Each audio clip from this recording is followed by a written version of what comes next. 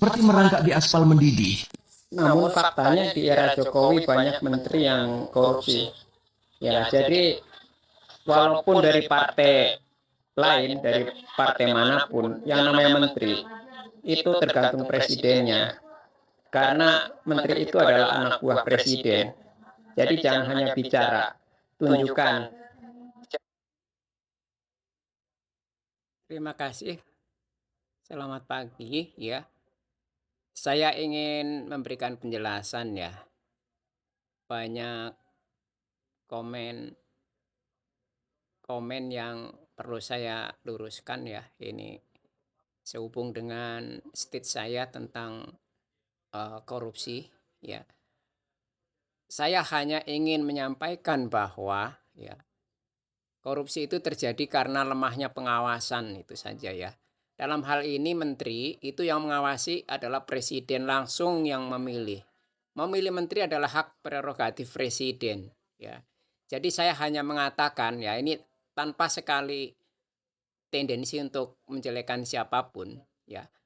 Saya cenderung bahwa yang kita bicarakan itu bukan hal yang objektif ya, tapi masalah like and dislike itu saya hindarkan ya di sini ya.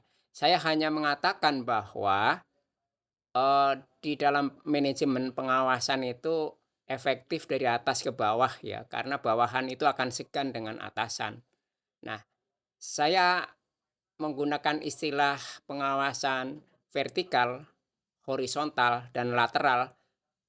Itu adalah istilah biasa di dalam manajemen, cuma mungkin bagi netizen itu eh, agak sedikit asing. Saya jelaskan bahwa pengawasan vertikal itu adalah dari atas ke bawah, bos mengawasi bawahan. Nah, itu akan sangat efektif.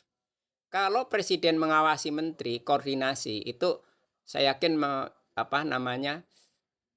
mengurangi peluang korupsi. Itu yang pertama. Yang kedua, pengawasan horizontal itu adalah searah, koordinasi searah.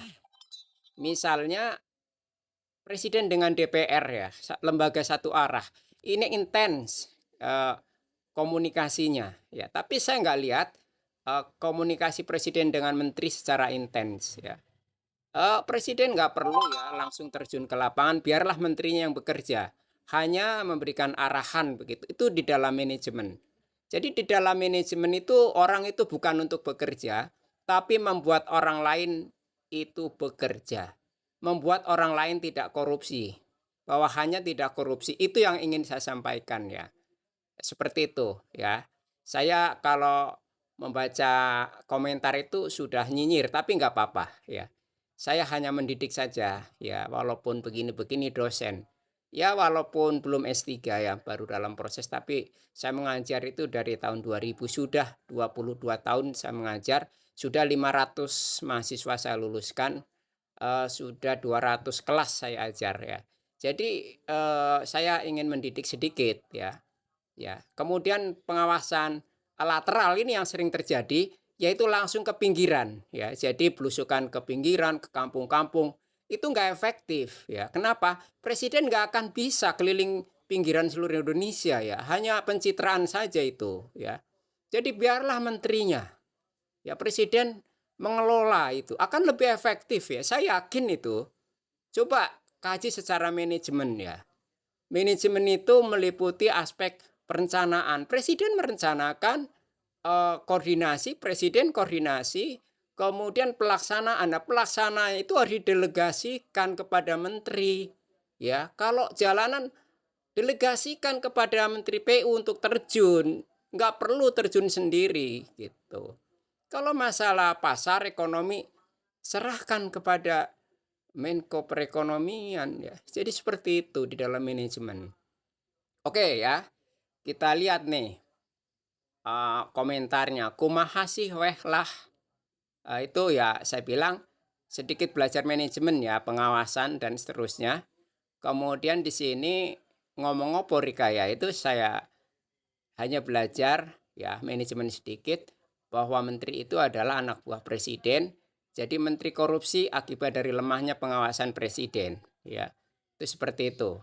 Kemudian di sini juga ya, ada ngomong apa toh, Bro. Jadi saya hanya intinya menteri dalam pengawasan presiden. Jika menteri korupsi berarti presiden tidak mengawasi dengan baik.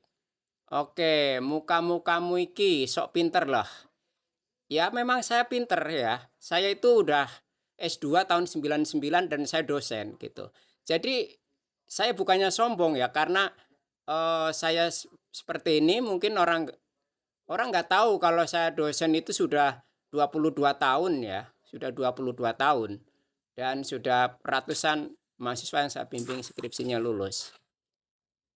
Kemudian ini ngedabrus. Nah, ini ya ini bukan ngedabrus. Coba kaji ya, kaji secara ilmiah ya yang saya bicarakan itu benar. Karena di dalam manajemen itu pengawasan atasan itu akan menentukan kelakuan bawahan ya. Oke, ini memang rezimnya apa, Mas? Tinggal tunggu pengadilan internasional. Memang ya saya nggak bilang ini rezim ya, hanya masalah gaya kepemimpinan saja. Oke. Ini ada bilang wekak-wekak Petruk. Nah, ini saya jawab nih, ya.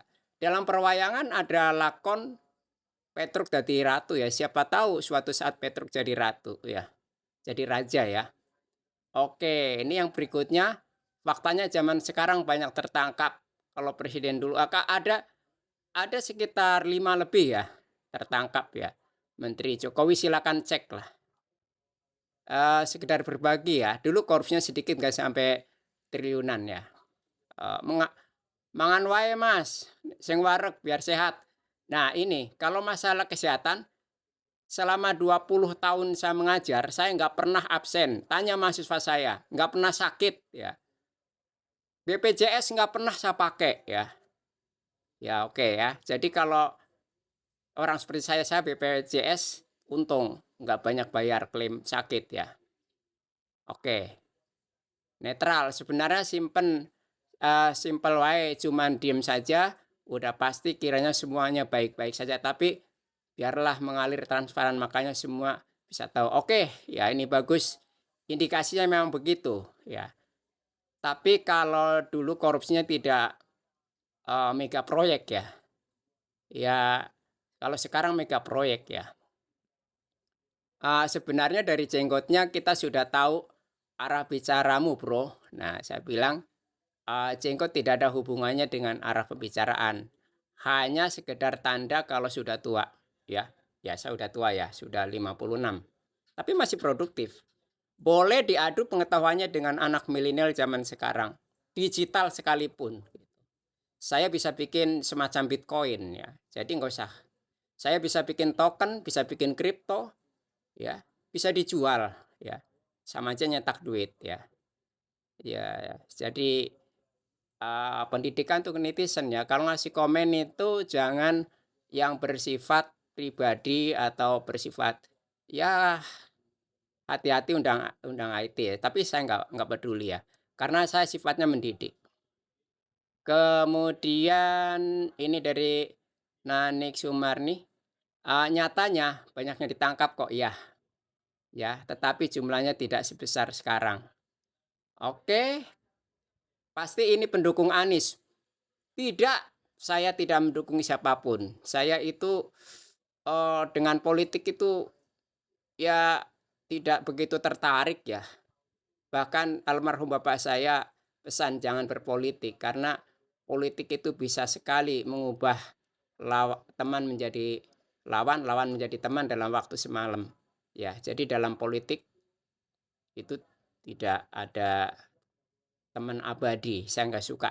Tapi kalau ada peluang calon independen, ya saya berjuang itu gitu, saya punya modal.